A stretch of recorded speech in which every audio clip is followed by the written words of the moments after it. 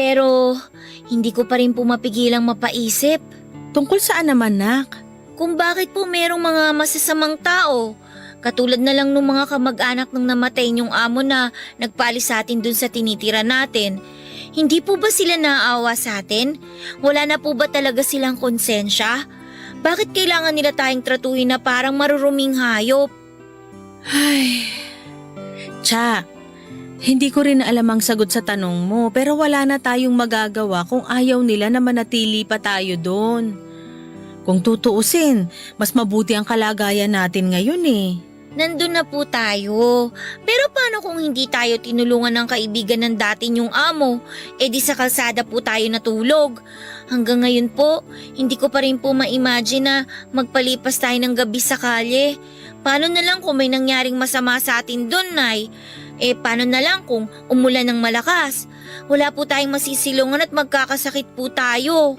Hindi naman yun nangyari kasi kinaaawaan pa rin tayo ng Diyos. Pero naisip ko, sana matagal na pong naawa sa atin ng Diyos, Nay. Ano naman ang ibig mong sabihin, nak? Ang ibig ko pong sabihin, sana matagal na po niya tayong tinulungan na magkaroon ng sarili nating bahay para hindi na po tayo palipat-lipat. Kasi kahit sanay na tayo sa ganun, nakakapagod pa rin po eh. Anak, nasa ating mga gawa ang katuparan ng mga pangarap natin sa buhay. Katulad ng sinasabi mong pagkakaroon natin ng sariling bahay. Ang Diyos, patnubay natin siya at pag-asa para magpatuloy at magsumikap sa buhay. Saka imbis na questionin mo siya, dapat nga magpasalamat ka sa kanya kasi hindi natin naranasan yung sinasabi mo na matulog sa kalsada o mapahamak doon, maulanan at magkasakit. Mapalad pa rin tayo dahil nagpadala siya ng mga tao para tulungan tayo. Sorry po, Nay, kung masyado po ako nag-isip ng hindi magaganda. Ayos lang yun, nak. Lahat naman tayo dumarating sa punto na madadaig ng mga problema. Pero lagi pa rin nating isipin na lilipas ang lahat. Meron at meron pa ring mga mabubuting tao na tutulong sa atin. Balang araw, gusto ko po ako naman yung tumulong sa kapwa ko kasi alam ko yung pakiramdam na nangangailangan. Mangyayari yon kapag nagsumikap ka at hindi mo kukwestiyonin ang plano ng Diyos sa'yo, anak. Oo, mahirap sa umpisa pero wala tayong hindi malalagpasan kapag kasama natin siya. Salamat po sa palaging pagpapaalala. Malaking bagay po yung mga payo nyo, lalo kapag nakakalimot ako. Ikaw din naman, lagi mo akong pinapaalalahanan. Saka, sino-sino pa ba ang magtutulungan? Tayong dalawa rin naman, diba? Opo, Nay. O siya, tama na nga tong usapan na to. Mabuti pa tulungan mo na ako maghain doon para makakain na tayo. Nagluto ako ng paborito mong adobong sitaw, nak. Talaga po, Nay? Naku, ipapakita ko po sa inyo kung paano ko itataob yung kaldero.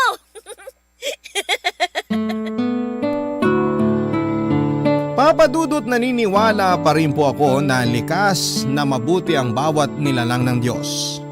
Kasi kahit mas marami yung mga masasama at malulungkot na balita sa telebisyon at social media, ay meron pa rin pong iilan na mababait at pilit na nagpapakabuti. Pero minsan kahit na anong pangaral sa akin ni nanay na lahat ng tao ay ganon o kahit papaano ay merong kabutihan sa puso, ay hindi ko po yun may apply sa sarili kong ama. Bata pa lamang ay lagi ko nang iniisip na masama siya. Kasi kung totoong mabait siya ay hindi niya hahayaang masira ang aming pamilya. Kung totoong mahal niya si nanay ay hindi niya ito paulit-ulit na sasaktan. Madalas ay naiinggit po ako sa mga kaibigan ko na biniyayaan ng mabuti at mapagmahal na tatay. Naitatanong ko sa Diyos, ano kayang pakiramdam na may tinatawag na tatay o papa sa pamilya? Lagi-lagi ko pong iniisip ang mga bagay na yon, pero ayoko namang bumalik pa si tatay sa buhay namin dahil pakiramdam ko ay mas magiging doble ang pasakit na pagdadaanan namin ni nanay. Kaya lang ay mapagbiro ang kapalaran dahil isang araw ay bigla ko na lamang naabutan sa inuupahan namin ni nanay ang tatay ko, Papa Dudut.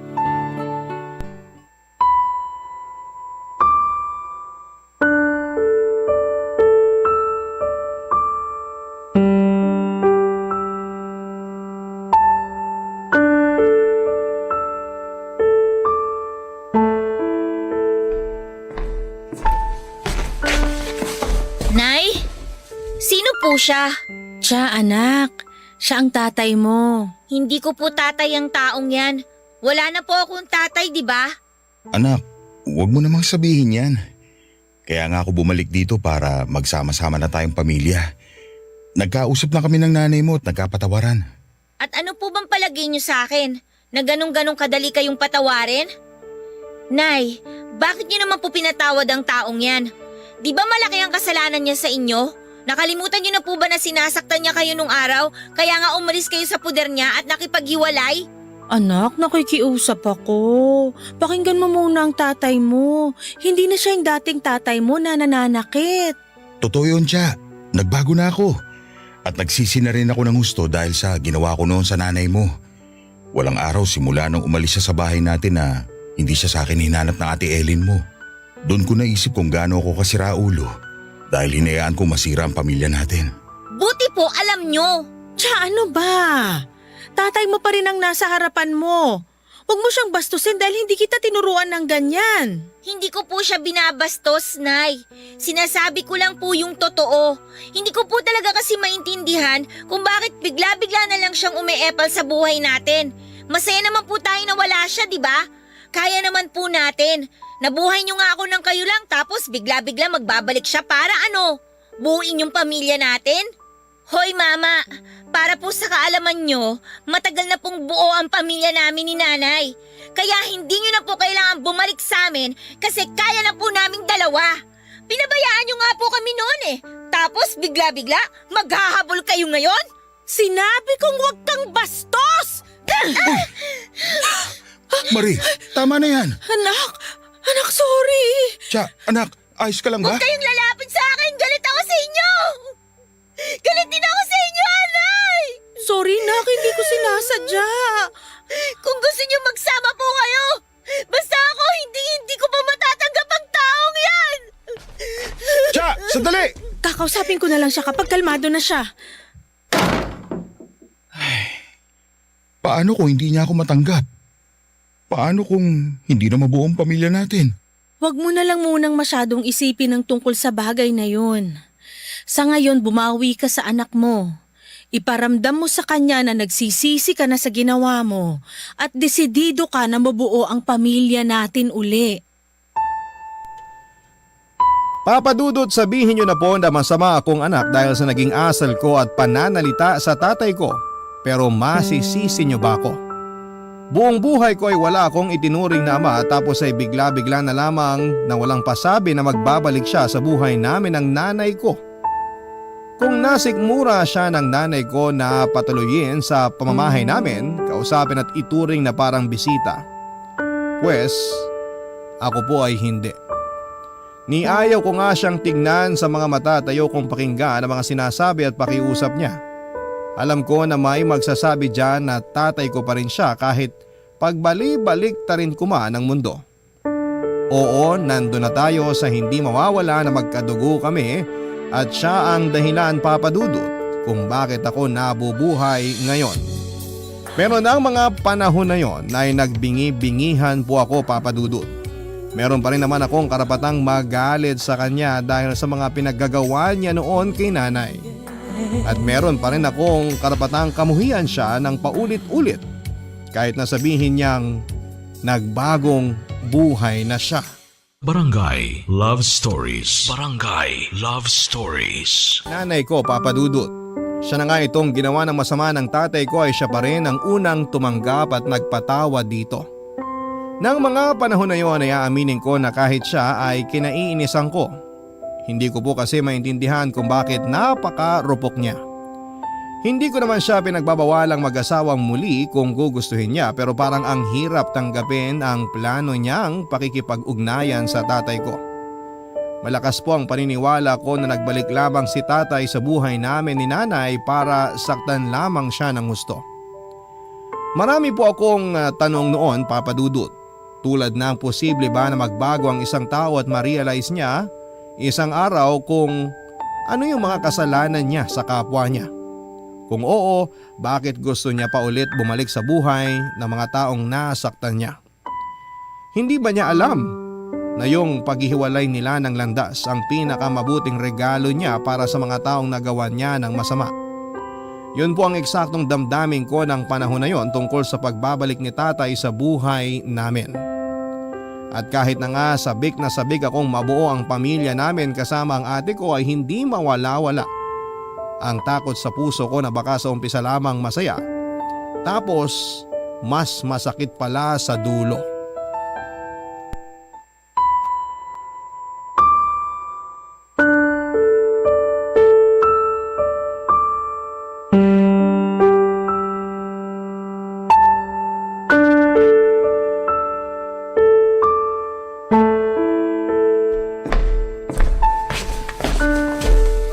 Anak, hindi ka pa ba nagugutom? Nagluto ako ng paborito mong ulam. Nakahain na dun sa mesa. Okay lang po ako, Nay. Hindi pa po ako gutom. Tsaka kailangan ko po kasing tapusin tong assignments ko eh. Deadline na po kasi sa makalawa. Ay, galit ka pa rin ba sa akin? Nay naman eh. Alam niyo naman po na hindi ko kayo kayang tiisin, di ba? Tsaka, hindi po ako galit. Naiinis lang po ako. Naiintindihan ko kung saan nanggagaling ang inis mong yan. At pasensya ka na kasi binaliwala ko ang feelings mo, anak. Tapos nasaktan pa kita. Hiyang-hiya ako sa sarili ko matapos kong gawin sa'yo yun. Kasalanan ko rin naman po kasi naging bastos ako. Tama po kayo nang sabihin yung hindi niyo ako pinalaki ng ganon. Kaya palagay ko dapat lang talaga na sampalin niyo po ako. Ikaw talaga? Hindi nga kita pinadadapuan sa lamok nung baby ka pa kasi sobrang selan mo kaya. Kaya pasensya ka na talaga, anak ah. Wala na po yun. Apology accepted. Pero Nay, ano po bang plano niyo? Sigurado na po ba kayo na may kipagbalikan kayo kay tatay? Ang sa akin lang naman po, paano po kung saktan niya ulit kayo? Hindi ko po siya mapapatawad pag nangyari yun. Nakikita ko naman sa tatay mo na sincero siya sa mga sinasabi niya sa akin, nak. Alam mo ba nung nagkausap kami, humingi kagad siya ng tawad sa akin. Umiyak din siya at kulang na lang magmanikluhod siya sa harap ko. Inawat ko na nga lang kasi ayoko namang gawin niya yun. Oo, may kasalanan siya sa akin nun. Hindi pa rin naman mawawala yung takot sa dibdib ko na baka isang araw maulit-uli yung naranasan ko sa mga kamay niya kapag pinabalik ko siya sa buhay ko at sa pamilya natin. Kung mangyayari yun, hindi ko mapapatawad ang sarili ko lalo kung idadamay ka pa niya. Kaya nga nagdadasal ako sa Diyos. Humingi ako ng patnubay sa kanya kung tama ang desisyon ko na bigyan pa ng tsansa ang tatay mo para makasama natin. Sa huli, magaan ang dibdib ko, anak. Kaya alam ko rin na tama ang desisyon kong yun. Bukod doon, miss na miss ko na ang ate mo, nak. Hindi ko siya nakita at nakasama ng mahabang panahon. Pero alam ko naman na hindi ko pwedeng ipilit sa'yo na tanggapin uli ang tatay mo. Mahalaga sa akin ang kapakanan mo. Nay, mahalaga rin po sa akin ang kapakanan nyo. At kung mas magiging masaya kayo sa second chance na binigay nyo kay tatay at sa pamilya natin, susubukan ko po na tanggapin siya. Nandun pa rin po yung alinlangan. Pero alam ko na sa likod po natin ng Diyos. Hindi niya po tayo pababayaan. Kasi hindi naman niya tayo pinabayaan, di ba? Salamat, nak, dahil malawak ang pangunawa mo. Sobrang proud na proud ako sa iyo sa mga bagay na handa mong isang tabi alang-alang sa ating pamilya. Mahal na mahal kita. Mahal na mahal din po kita, Nay. At wala akong hindi kayang gawin para po sa pamilya natin. Papadudot matapos po ang pag-uusap naming yon ni nanay ay aaminin ko na nahiya ako sa sarili ko at sa asal ko. Hindi naman po kasi talaga tama na hayaan kong mamayani ang galit sa puso ko lalong-lalo na sa sarili kong ama. Hindi naman po talaga sagad sa buto ang galit ko sa kanya. Siguro ay mas nangingibabaw lang sa akin yung takot dahil ayoko nang masaktan muli kami ng nanay ko dahil sa pag-asa na mabubuo ulit ang aming pamilya. Pero mabuti pa rin po ang Diyos dahil pinatunayan niya sa amin ni nanay na merong mga pagkakataon sa buhay na ibinibigay kapag nararapat na ang panahon. At yun po ang pagkakabalikan nila ni tatay. Kitang-kita ko naman po ang effort ng tatay ko na makabawi sa amin ni nanay at mas maging mabuting padre de pamilya sa amin. Kaya kahit nasa pag-a-adjust pa rin ako ay hindi ko naman po tuluyang sinarado ang puso ko na balang araw ay mapapatawad ko na po si tatay at mabubuong muli ang pamilya namin nila nanay.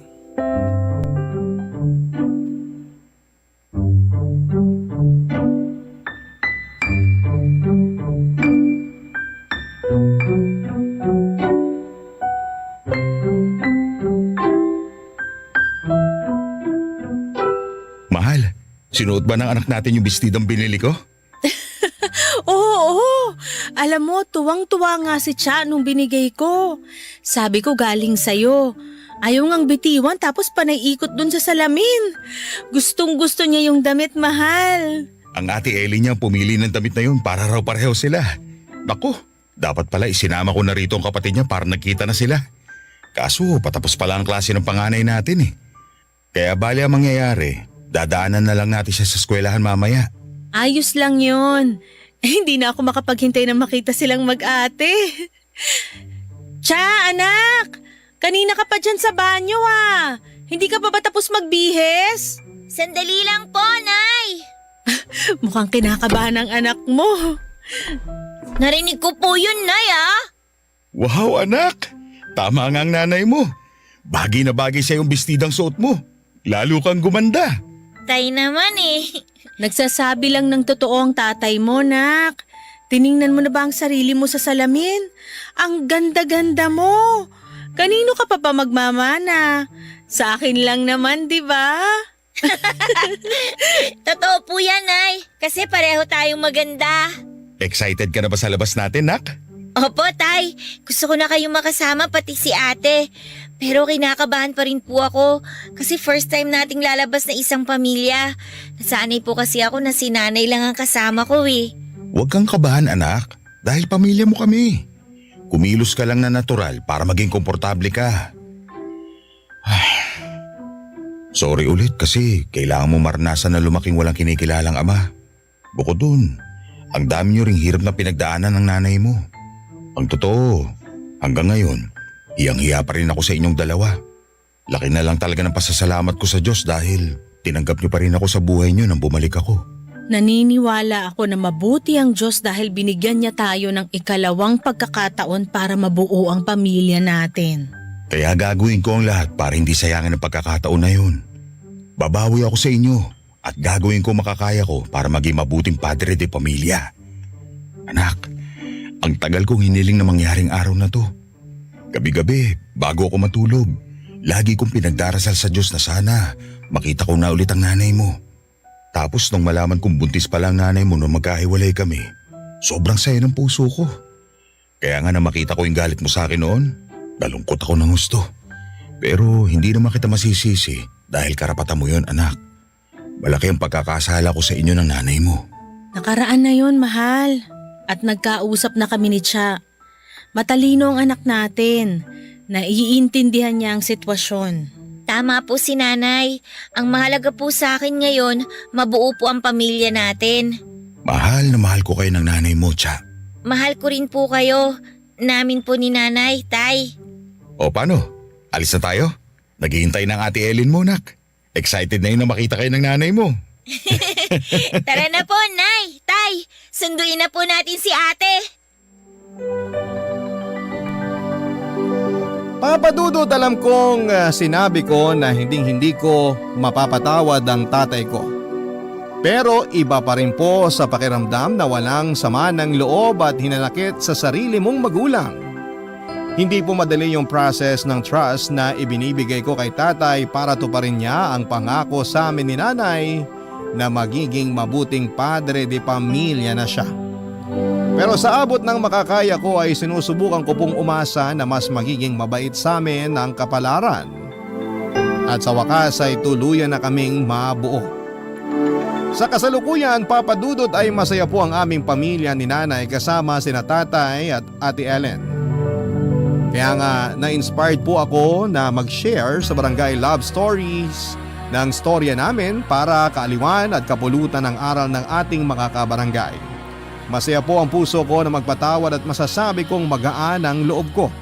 Pero palagi pa rin po akong nagdarasal sa Diyos na sana'y bigyan niya ng guidance ang pamilya namin sa araw-araw. Maraming salamat po Papa Dudut sa aling mapili po ninyo ang sulat ko and more power sa programa ninyo at sana'y marami pa kayong maibahagi na magagandang kwento. Ang inyo pong kapuso at ka-barangay forever, Cha. Barangay Love Stories.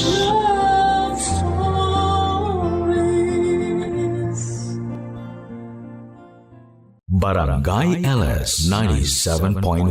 97.1. Number 1. Forever.